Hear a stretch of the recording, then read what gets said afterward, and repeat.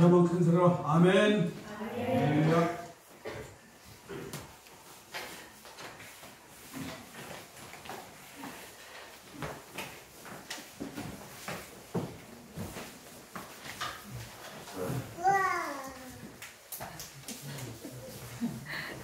여러분,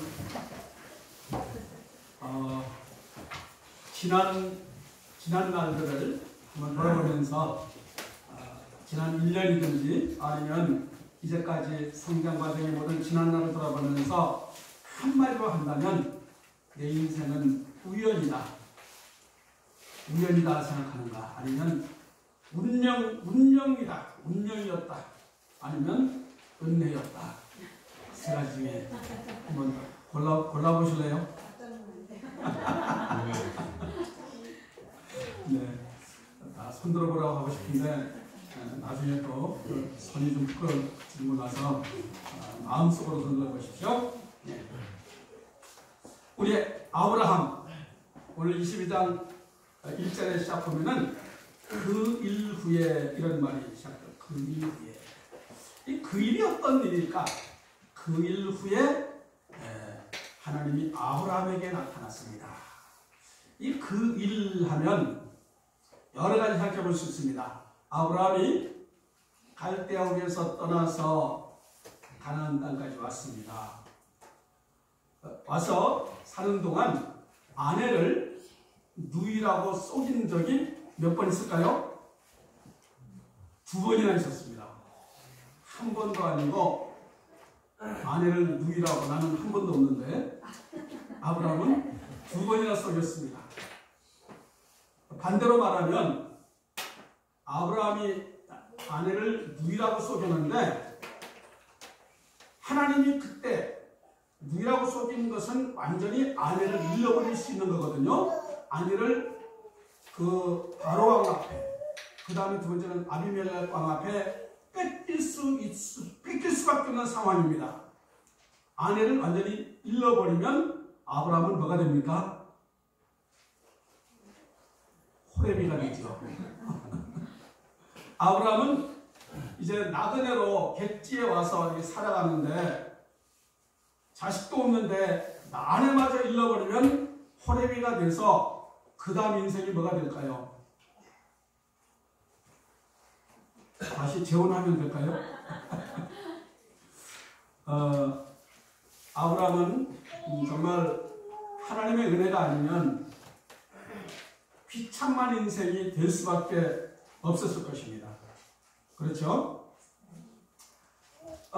그리고 이 아브라함은 가나안 땅에 와서 15년이 지나도 하나님 자식을 안 주니까 그 종의 아들 엘리멜렉을 내 양자로 삼으려고 했었습니다.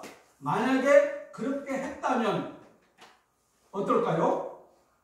만약에 그렇게 했다면 아브라함이 있을 동안은 그래도 이 종의 자녀가 아버지 했겠지만은 마음은 이 아비멜렉이 아비멜렉이 아니라 엘리에셀의 마음은 어디 있을까요?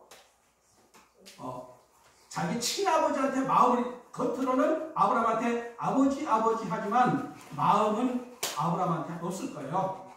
그러다가 아브라함이 죽을 때가 되면 내팽개쳐버릴지도 몰라요. 그렇지 않겠습니까? 그 다음에 하나님이 엘리멜렉 종의 아들 말고 너의 씨를 통해서 자식을 주겠다고 했으니까 나중에 하갈이라는 종의 몸을 통해서 이스마엘이라는 아들을 얻었어요. 만약에 그것으로 끝났다면 어떻게 됐을까요?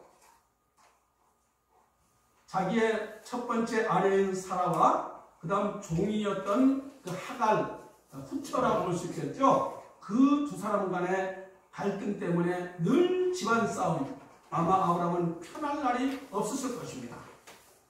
그 현실이었죠. 그러면은 아브라함은 뭐예요? 너는 복의 축복의 자녀가 되고 복의 통로가 될 것이라고 하는데 맨날 집안 때문에 힘들고 고달프고 하다가 그 인생 끝나버리는 인생. 무슨 뭐 믿음의 조상이니 뭐 이게 아무도 없어요. 그냥 그렇게 끝나버리는 보통 사람, 성경에 기록될 수도 없을 것이고 그런 사람으로 끝났겠죠. 우선 아브라함이 다윗의 조상, 뭐 예수님의 조상이 되고 이런 것들은 정말 말도 안 되는 얘기가 될 수밖에 없었겠죠. 어쩌면 갈대아우에서 떠나지 말고 그냥 거기 살다가 죽을 것이 나을 수도 있었지 않겠습니까? 그런데 하나님은 이 아브라함에게 이삭이라는 아들을 주셨고, 그리고 그를 통해서 이 아브라함은 정말 믿음의 조상이 되고 열국의 아버지가 되고 위대한 정말 다윗과 예수님의 조상이 되는 엄청난 영광을 얻게 됐습니다. 이것이 뭐예요? 하나님의 은혜입니다. 그렇죠. 자, 그런데 아브라함으로 돌아가서 아브라함의 입장을 한번 보십시다. 자, 아브라함은 지난날 이제 그 일 후에 했는데 그 일들을 지난 날들을 한번 돌아봅니다. 자, 지난 날들 주마등같이 돌아볼 때에 하나님의 은혜가 아니면 내가 어떻게 될 뻔했는가? 가정이 깨질 수도 있고 인생이 아무것도 아닌 맨날 방황하다가 끝나버리는 인생이 될 수밖에 없는 이 아브라함인데 하나님의 은혜로 이만큼 되었다. 그 은혜를 생각하니까 자기가 한 것은 거짓말하고 순종한다고 하면서 불순종하고 늘 두려워하고 그런 것들이 아브라함의 모습인 거예요. 그러니까 아브라함은 하나님 앞에 어떤 마음이겠어요? 죄송하고 부끄럽고 체면도 없고 염치도 없고, 그렇죠? 그런 마음일 거예요. 아브라함의 마음이. 하나님의 마음은 어땠을까요? 하나님은 아브라함을 갈대아우에서 불러내서 너에게 큰 복을 줄 것이다. 그리고 너는 믿음의 조상이 될 것이다. 너를 통해서 열방이 복받게 하는 복의 통로가 되게 할 것이다 라고 하나님께서 아브라함에게 아예 선포를 했는데, 아브라함이 하는 꼬락서지를 보니까 열국의 아버지는 고사하고 마음에 안 드는 거라.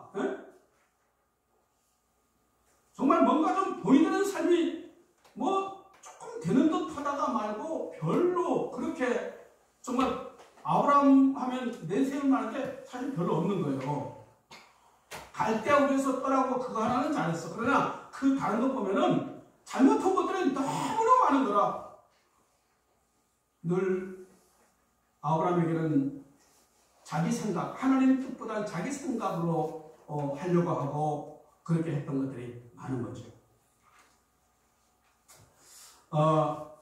한마디로 하나님 보시기에 영적 수준이 아직은 아브라함이 자기가 하나님이 기대하는 기대치만큼 안 된 거예요.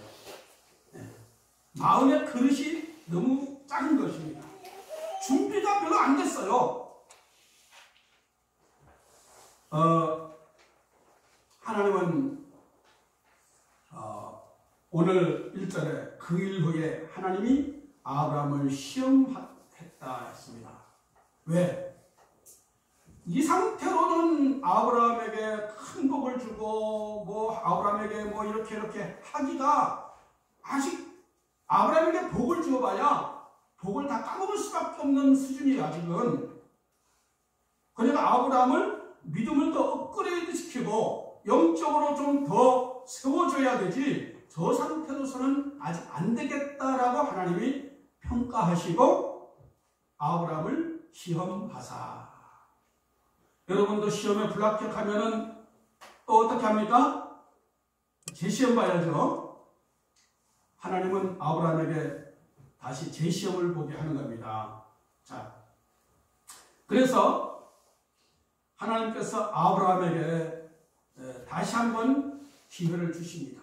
그게 아브라함을 시험하사. 저도 저 자신 돌아보면은 목회자가 돼서 20년 지나고 23년째인데 저도 돌아보면은 늘 부끄러운 거예요. 아브라함의 모습 보면서 야, 비슷할 게 참 많네. 저도 갈대아우에서 떠나는 거, 불신세계에서 떠나서 예수 믿기로 작정하고 길로 가기까지는 그거는 괜찮아. 그것까지는 잘한 것 같아. 그나마. 그런데 그 나머지 모든 부분에 있어서는 두려워하고 염려하고 의심하고 정말 여러 가지 엉터리